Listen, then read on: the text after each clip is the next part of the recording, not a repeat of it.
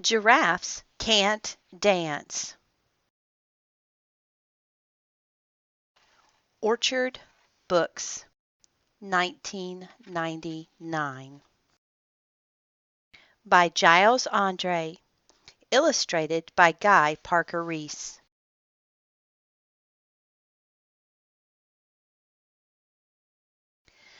Gerald was a tall giraffe whose neck was long and slim, but his knees were awfully crooked and his legs were rather thin. He was very good at standing still and munching shoots off trees. But when he tried to run around, he buckled at the knees. Now every year in Africa they hold the jungle dance, where every single animal turns up to skip and prance.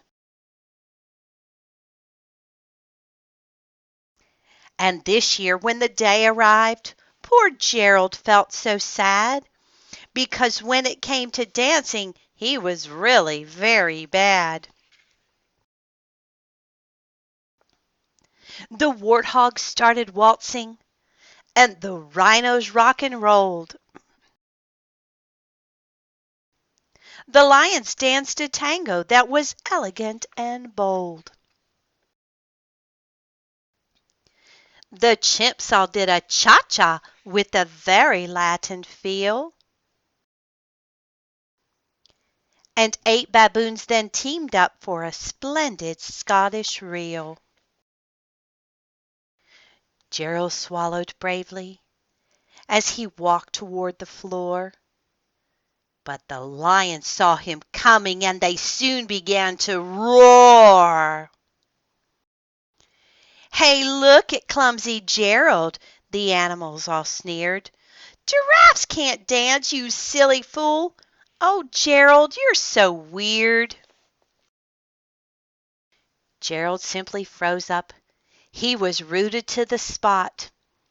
"They're right," he thought. "I'm useless. Oh, I feel like such a clot."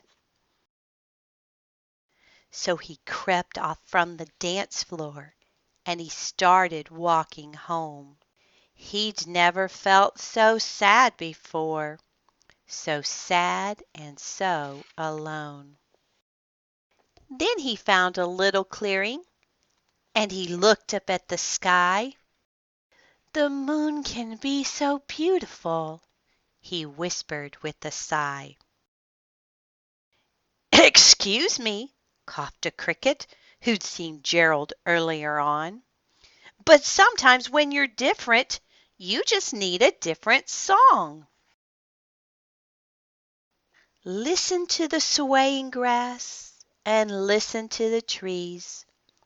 To me the sweetest music is those branches in the breeze. So imagine that the lovely moon is playing just for you. Everything makes music if you really want it to. With that, the cricket smiled and picked up his violin. Then Gerald felt his body do the most amazing thing. His hooves had started shuffling, making circles on the ground. His neck was gently swaying, and his tail was swishing round. He threw his arms out sideways, and he swung them everywhere. Then he did a backward somersault and leaped up in the air. Gerald felt so wonderful his mouth was open wide. "I am dancing, yes, I'm dancing! I am dancing!" Gerald cried. Then one by one each animal who'd been there at the dance arrived while Gerald boogied on and watched him quite entranced. They shouted, "It's a miracle! We must be in a dream! Gerald's the best dancer that we've ever seen!"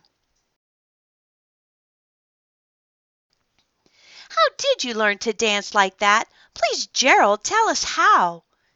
But Gerald simply twirled around and finished with a bow. Then he raised his head and looked up at the moon and stars above. "We all can dance," he said, "when we find music that we love."